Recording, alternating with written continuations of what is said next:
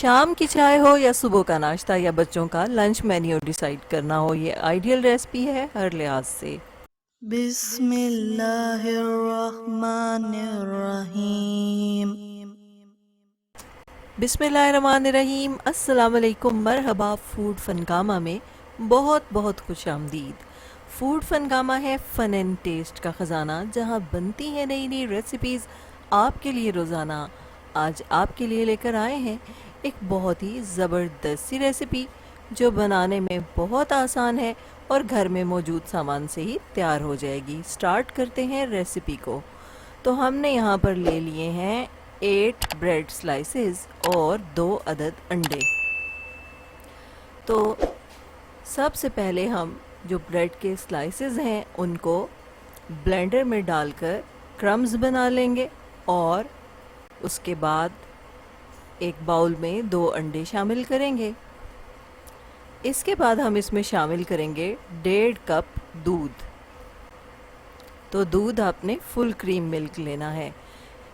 तो chilli flakes शामिल किया है, पेपरिका पाउडर और सफ़ेद मिर्च 1 चुटकी और 1 चुटकी ही काली मिर्च का पाउडर और 1 चम्मच नमक, 1 चम्मच ही चीनी शामिल की है। इन सबको अच्छे से हम ब्लेंड कर लेंगे। बहुत ही अच्छे से मिक्सिंग करनी है ताकि अंडा, दूध और तमाम मिसाले अच्छे तरीके से यकजान हो जाएं और कोई भी किसी किस्म की अंदर फुटकी ना रहे। अब इसमें कुछ सब्जियां शामिल करेंगे। 1 बारीक कटी हुई प्याज, 3-4 सब्ज़ मिर्चें और 1 शिमला मिर्च। अच्छे से इनको भी मिक्स कर लेंगे। अच्छे से मिक्स करने के बाद जो हमने ब्रेड क्रम्स बनाए थे उनको इसमें शामिल करके मिक्स करते जाएंगे। तो यहाँ पे हमें इसको बिल्कुल थिक सा बना लेना है। तो अगर आप ये महसूस करें कि ब्रेड क्रम्स थोड़े हैं और ये लिक्विड बहुत पतला रह गया है तो आप इसमें मज़ीद ब्रेड क्रम्स भी शामिल कर सकते हैं। तो हमने इसमें तकरीबन 2 कप ब्रेड क्रम्स शामिल किए हैं जो 8 स्लाइसेस से हमने बनाए थे। अब हमने एक पैन लेना है और उसको अच्छे से ऑयल लगा लेना है और फिर इसमें ये जो आमीज़ा हमने तैयार किया है इसको शामिल कर देना है। अच्छे से इसको इवन कर लेना है।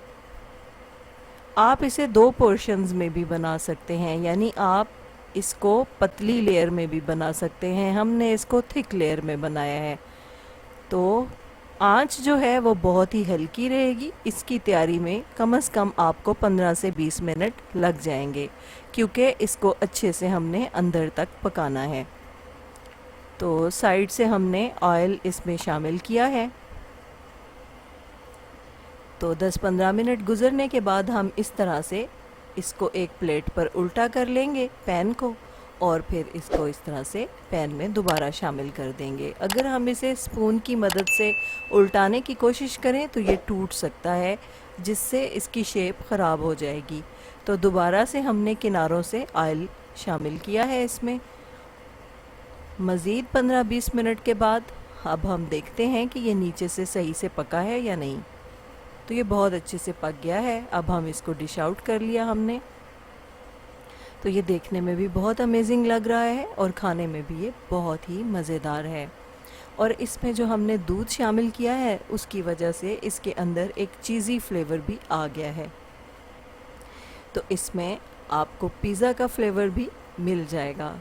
तो बच्चों को ये बहुत ही ज़्यादा पसंद आता है। आप इसे बच्चों के लंच बॉक्स के अंदर भी शामिल कर सकते हैं मेन्यू में, और आप इसको शाम की चाय के साथ भी इंजॉय कर सकते हैं और नाश्ते के तौर पे भी आप इसको सर्व कर सकते हैं। तो ये हर लिहाज से एक ज़बरदस्त रेसिपी है। तो आपको हमारी ये रेसिपी कैसी लगी हमें कमेंट बॉक्स में ज़रूर बताइएगा। अपनी कीमती राय ज़रूर दीजिएगा। अगर रेसिपी पसंद आए तो लाइक का बटन दबा दीजिएगा। तो जब बनेंगे इस तरह के पकवान दिल पुकारेगा फ़बियजी आला इरब्बिकुमा तुकज़्ज़िबान।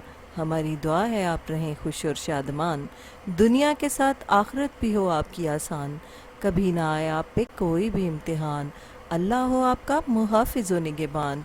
फूड फनगामा इंशाल्लाह हाजिर होगा लेकर नई रेसिपी, नया उन्वान।